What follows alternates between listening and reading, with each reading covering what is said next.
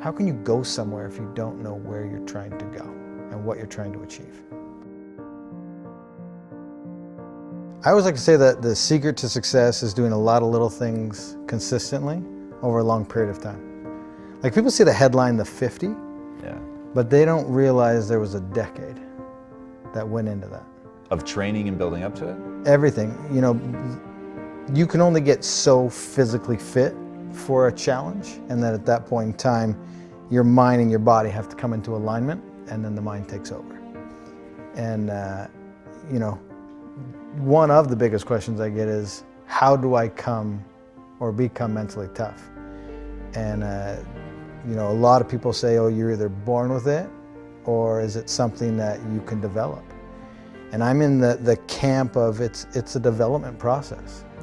Anybody can do it. And I mean, it started for me in 7th grade. I grew up as a wrestler in Canada. And I lost my very first match. In fact, I lost almost every match after that. Wow. the entire season. Why'd you keep going? Yeah, I just, you know, I'm the type of person that I don't love to be defined by those moments. It was like the 5K that I huff, or the 4-mile fun run. I don't like the word fun and run together. But either. Yeah. How many people do you see running around smiling? Yeah. But for me, I don't enjoy those moments to define me, and I wanna overcome that. And so I would wake up and study the sport and show up, and you know, that you always hear, show up early and stay late. And I really did that, and by the time I hit my senior year, I went undefeated. Wow. And it's not because I had any talent, it's because I was willing to show up. And so for me, that's where it starts. Everybody always says I have bad knees. And I say you have bad knees because you don't run. And because that guy right there in that stadium that couldn't get up and walk after his marathon shouldn't have had gone on and did what I did. Which means also that I'm not talented or gifted. It was a process that I went through and figured it out. I was obsessed with that not being my defining moment, right? A marathon was the pinnacle of running at the time, and I only gave myself 5 months to get ready for it.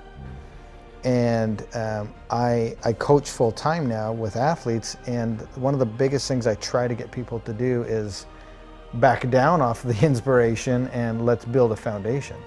Because having a giant goal is phenomenal, and you should. But as long as the time frame associated with it has the proper balance.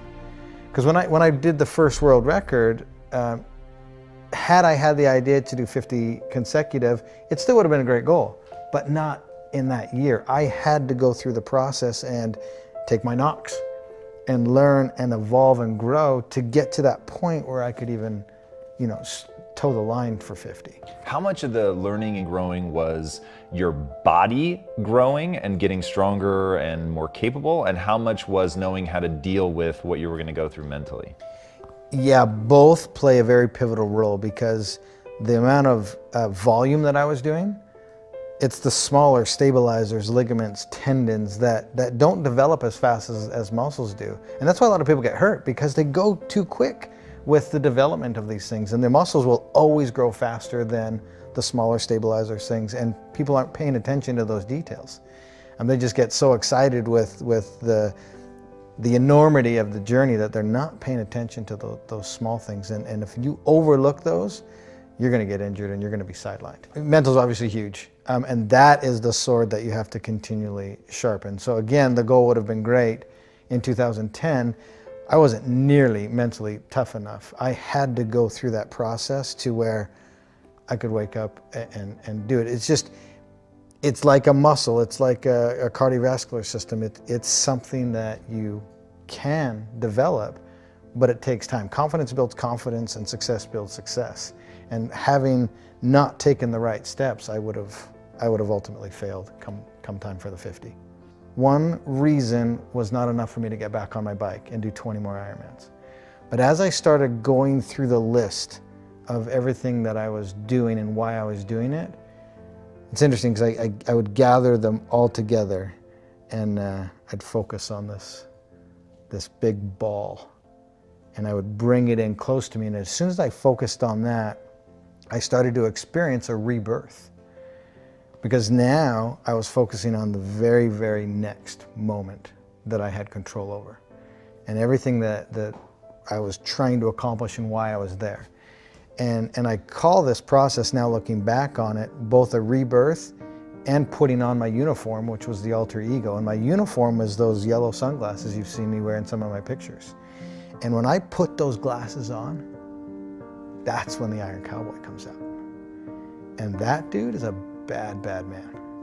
And there's nothing that's gonna get in his way. And I do a lot of speaking from stage now, and I want to encourage people to find whatever their uniform is, find whatever their alter ego is. Because when you discover that and how to flip that switch, that's when nothing gets in your way, and that's where you shift your focus and you realize what your purpose is. And I knew if I had the courage to get back on my bike and finish that day and then do the 20 more, my life would be different. That you're thinking that while you're there on the ground. And this whole process was about 8 minutes. The whole thing from complete meltdown to breaking all of the purposes and whys down to the realization, the rebirth, and getting back on and going. And it can happen that quick. We're moments away every day from a decision that's going to completely change our life. Every single moment of every single day has a massive impact on where you ultimately end up. And so that was a huge turning point, but it was all the decisions before and after that led to that moment. If the journey you're on is big enough, and it's going to have enough impact and change your life and other people's lives, one reason's not going to be big enough. And you need to put a lot of thought and a lot of preparation and a lot of meditation into all of the reasons why. Because at some point in time, you're going to need to gather all those little bad boys up and intently focus on it to have enough courage to get back up and do 20 more Ironmans after everything that we went through. We're surrounded today by people being satisfied with mediocre. And for me, as soon as I realized that I could believe in myself, and I had a supporting crew beside me and around me, that it opened up a lot of the doors. And the moment I used someone else's standard of excellence, that was just enough to get me moving. And then you need to put that person aside or look past that person and create or do you. Create your own lane. And so for me, once I stopped looking at what everybody else was doing and then truly believed in what I could do, that, combining it with all those character traits that I talked about before, that's when human potential is truly can be found and experienced. How did you develop the belief in yourself? I think just over a long period of time. Again, it's that whole mental aspect of sharpening that tool and putting yourself in situations where you can learn and grow. Success builds success and confidence builds confidence. And just over time, as I started to do things, I was becoming successful at them. And I was doing a lot of little things consistently over a long period of time. And that's what allowed me to build the confidence to take on the next. And so it was learned. It was learned by doing and taking massive amounts of action. You have to immediately act and go after it. The only thing I'm trying to do is to get people to open their minds as to what is possible. We're living in a day and age where we're limiting what we think is possible. We're getting in our own way. And my thing that I want to get people to do, and you've probably heard somebody say it before, but motion creates emotion. The hardest thing to do is start moving, engaging. Once you start to move and engage, you realize two things. One, it's not as scary as you thought it was. And two, you actually start enjoying what you're doing. It was the only thing that was scaring you was the first action. Dude, I'm just like every ordinary dude that's out there. I just have learned to put myself in the game. I've learned to show up every single day. The moment you realize the next step isn't going to kill you, and that next step is the first step to evolving, changing, growing, and learning and becoming literally the best version of yourself, that's the most beautiful thing. It's not going to kill you.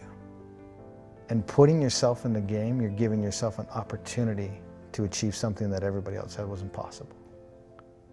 What do you say, or as a speaker, what do you say to somebody who they don't know what they want? I've got a friend right now who's massively struggling, and it's the exact question I asked him. I said, what do you want? What's your passion? What are you trying to accomplish? He could not answer the question. And so my next question was, this is what you have to do first. You have to find out what you want and where you want to go. Then we can start formulating the plan. You can't formulate a plan and figure out the steps unless you know where you're trying to go. You'll just spin around in circles and probably move backwards. How can you go somewhere if you don't know where you're trying to go and what you're trying to achieve? And here's what people do, is they get dead set on the journey that they want to take, and they're so rigid with how they're going to get there that they don't see the door over here, and they don't see the bend in the river, and they try to cut because they know they're going right here, and they try to cut through. Well, they didn't know at this bend of the river there was a paradise and a picnic waiting for them that would have opened up a door. Maybe their sweetheart was waiting there for them. Don't be so rigid with how you're going to get there, because that's how you're going to discover what your passions are and who's supposed to be on your journey. And that's how truly you're going to discover what your passions are, by showing up every day, digging, grinding, hustle, whatever you want to call it, and being open to all the opportunities. Yeah, for sure. One thing I've learned is I can't change anybody. They have to be in a space and ready to do it and do it for themselves. And so for me to hold somebody to my standard, I think is somewhat unfair. Now, I hate excuses. I hate entitlement. I want to hold people to that standard, but it's not fair because they're on their own journey, and I'm not living from their perspective. Everybody's heart is different. And for me to judge somebody else to my standard is unfair because I don't know where they are in their journey. And they could be at the beginning stages, and it would have been unfair to judge me at 24.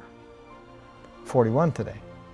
I've learned a lot and I've grown a lot. So my standard at 41 is different than my standard at 24. So if I'm trying to hold a 24-year-old to my standard, probably not realistic.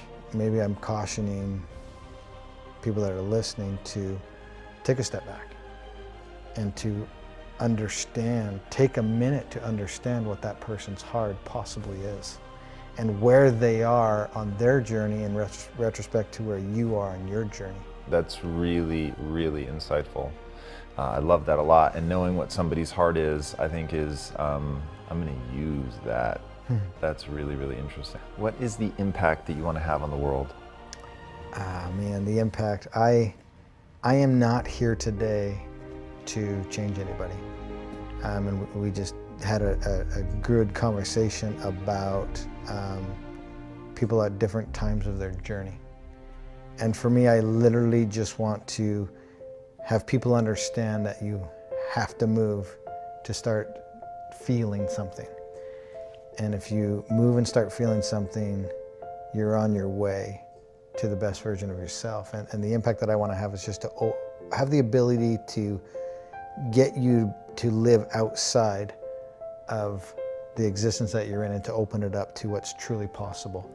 And if I can just get people to understand that you're in your own way and to open up Pandora's box, per se, then you'll truly find what your limits are. And I hope that you don't find your limits, that you exceed your limits.